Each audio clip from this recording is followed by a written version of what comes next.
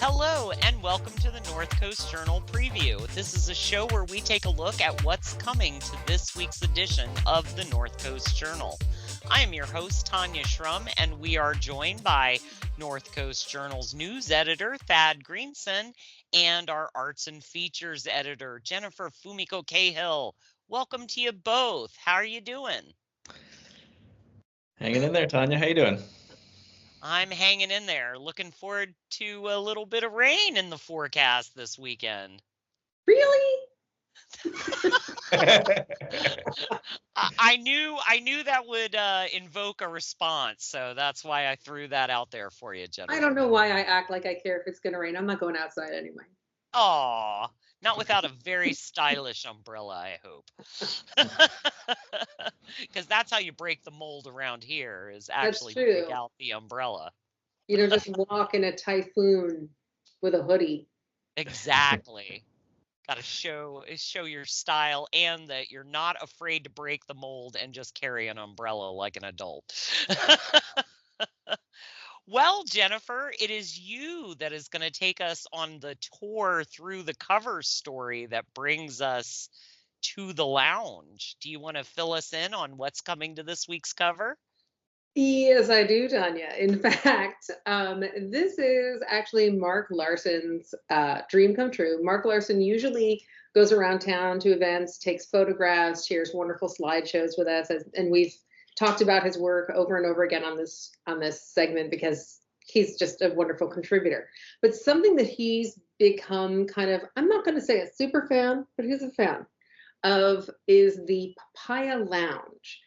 If this is familiar to you, if you are not already a papaya head, the annual Papaya Lounge show that started out at the Arcata Playhouse, but has become sort of an institution. It was a one-off, and then it grew and developed a cult fan base.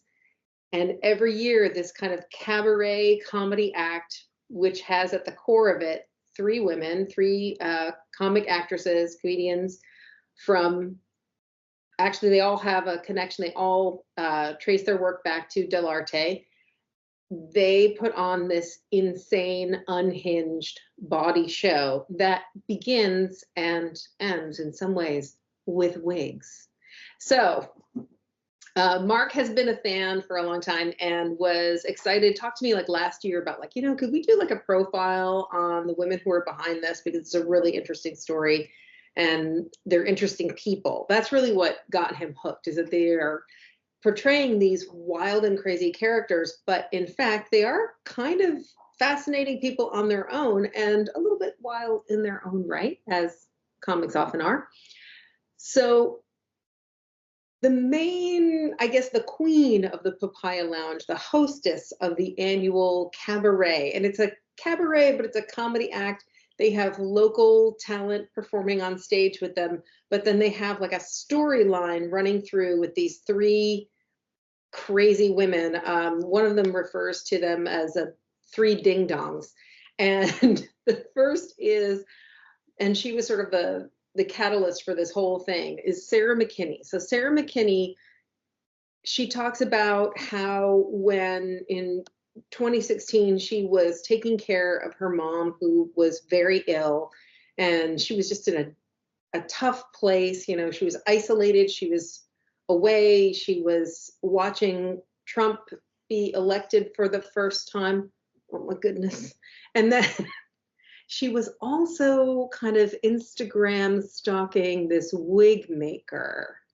Not really stalking, just enjoying all of his wigs. And she saw this one insane wig. And as soon as the election numbers were in, she was like, you know what?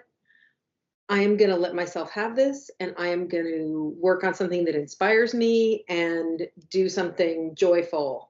And she bought this wig, which is honestly the size of a Great Pyrenees dog. And it is just a huge, thank you for this country music award giant wig that she wears sometimes with headbands and with insane beaded outfits as Velvet Q Jones, who she describes as sort of a ball of ego and need and chaos. And she is the inappropriate, hilarious singing hostess of the Papaya Lounge cabaret. With her, she has a trusty personal bartender, psychologist, chaos coordinator, and witch best friend who is Musty Beaver. Let that sink in. Musty Beaver, brought to us by Janessa Johnsrud, who actually we've written about before in terms of about her work at Del Arte and her work on a photo project during the pandemic lockdown. And she's done work in prisons with Del Arte, doing drama for people who are incarcerated. But here she plays the equally unhinged Musty Beaver, who apparently does witchcraft also. And in the photos that Mark took, and these are photos from over past shows over the years, there's a really great one of her wearing what appears to be a bedazzled neck brace, which, if I ever get rear-ended, I'm definitely going to be doing one of these. So she talks about how her character really came from this place of mask and Del Arte style performance and creating a character out of starting with props. She too started with a crazy wig. And then eventually it evolved, and over the years, the show has continued on and Musty Beaver has evolved. I met Musty Beaver years ago, before I think the Papaya Lounge, back when she was part of the Beaverettes. There was if you can, I know, right? If you can imagine a very, let's see, a very kind of goofy version of the Andrews Sisters. I think I was judging the Rebel Craft Rumble for Scrap Humboldt, and I believe the things that they brought, you can bring a couple things with you to the Rumble, and I believe they brought merkins and a shaker of vodka. It was amazing. But after the Beaverettes, Musty Beaver continued on and joined this insane show, which also has as one of its triumvirate, the third leg of this wobbly stool, is Alyssa Hewlett. And she talked about starting out doing performance when, like, realizing she was a performer when she was a kid doing gymnastics. And while she was supposed to be, doing the disciplined work of gymnastics, she would goof off and Wile E. Coyote splat herself into gym mats to make her classmates laugh and whatnot. And she talked about how this evolved. And, these are all people who are also very serious theater people, right? Talking about their craft, talking about their art, but then also going to festivals and dressing up like a crazy worm or a clam and laying imaginary eggs on a stage. So there's kind of a lot going on. But she plays, Hewlett plays Nancy, how do they describe her? The non-sexual life partner and assistant of Velvet Q Jones. And she's sort of mousy in every performance.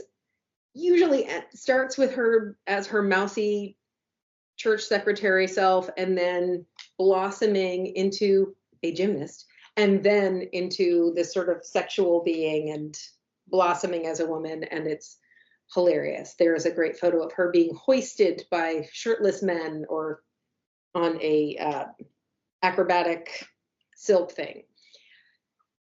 The whole crazy combination keeps going. This year they're doing something called Supernaturals, and they are very vague about what that involves, but they said there's a lot of physical effects going on. And I should tell you that there is seating available in what's called the splash zone.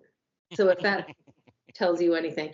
But I really enjoyed reading Mark's interview. He really got them talking about craft and talking about a balance of kind of what is goofy and fun, and then what is serious about the work of theater craft and the work of creating characters, and how these three characters have bounced off of each other and really grown together. And it's a wonderful moment to kind of appreciate too, three women performers who have made this successful run that just keeps going, and how their bonds as creators and as friends has really evolved over the years. And it's really a pleasure. So if you get to see the show, fantastic. I believe the one on the 8th is already sold out, but you can see the show, but read the story too, and let that inform your enjoyment of it, because Mark did a really great job getting a lot of stories out of these folks. And I also really enjoy the therapy of, in your darkest hour, reaching out and getting something that would inspire you, bring you pleasure, and then blossom into this very successful, ongoing Humboldt version of beach blanket Babylon. Yeah, I mean, I guess if there's a lesson in this, it is buy the wig, honey. Buy it. Well, Jennifer, before we pivot on over to Thad and get into the news this week, do you have any final thoughts for the cover story? Yeah, I think a thing that I enjoyed too was how these folks talked about their upbringing. And, we tend to ask around, oh, how did you end up in Humboldt or whatever? But these people have interesting backgrounds. Like, one of them was, her mom was a funeral piano player. And so her first singing was next to a casket, where she evidently honed her sense of humor. There are all kinds of interesting pieces of what makes somebody into a performer, what makes somebody drawn to this or that craft. And I really enjoyed learning about that in Mark's story. So yeah, like I said, give it a read. He did a great job. I also love that she gave us permission to expose your parents to the Shakespeare that you do, and not necessarily the Papaya Lounge. Yeah, the edited version of our updates to our parents and our, relatives, our siblings, etc. It's important to edit for all of us, for all of our safety. Absolutely. Well, with that, we're going to pivot over, and Thad's going to talk about some of our local news stories that are going to be in this week's journal. There was I covered a forum that was held this week, hosted by Natalie Arroyo, 4th District Supervisor, talking about the challenges essentially facing local health care organizations in recruiting and retaining providers. And so this is, not a new topic, unfortunately, something that we have, been writing about the journal, at the journal since long before I showed up here. But Supervisor Arroyo has really taken it upon herself to kind of research the issue and just really start a community dialogue on these efforts and how generally we can just improve healthcare across all spectrums on the North Coast. And so this was, as a part of that, she did a listening tour where she talked to, I think, 4 providers and administrators in local healthcare, and kind of compiled some basic findings. And this was the first kind of big public event after that. And it was a panel discussion featuring the leaders of, I think, 8 local healthcare organizations.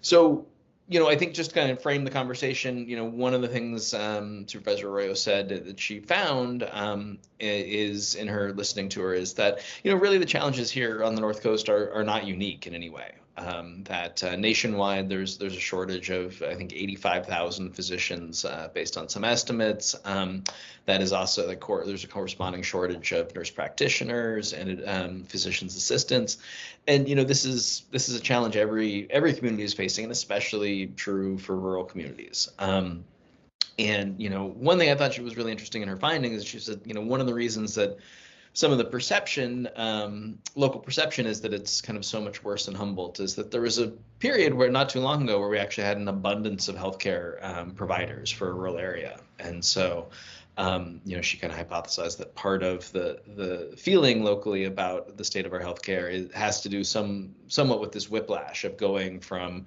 kind of a period of abundance to the shortage that is kind of pervasive nationally.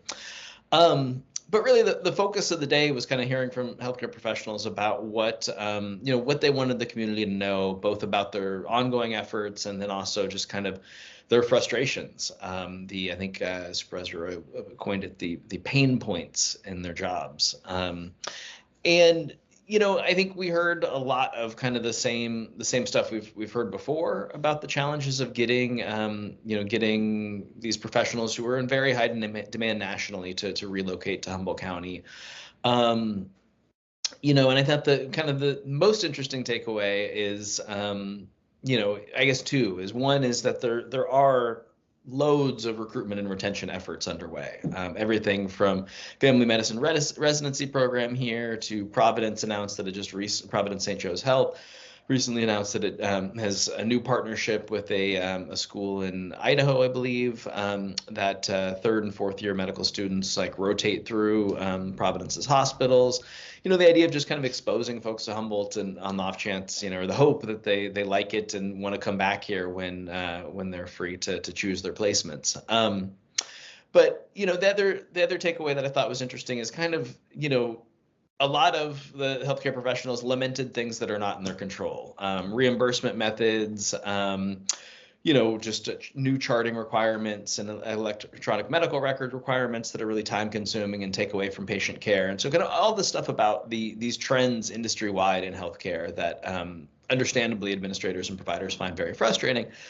But when it came to kind of talking about what we can all do, one of the takeaways was kind of if you make Humboldt County a better community for everybody, medical providers might be more likely to want to live here.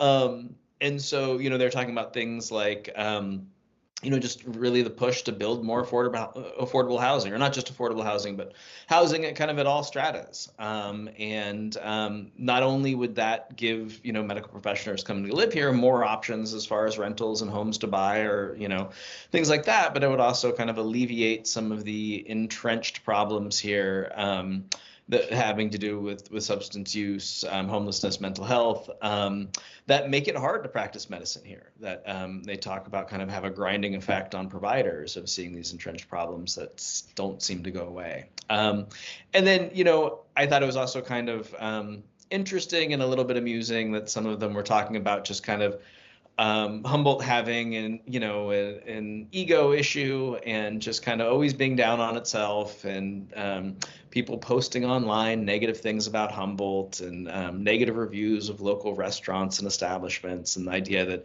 prospective providers go and search Humboldt online and find all of this negative information. I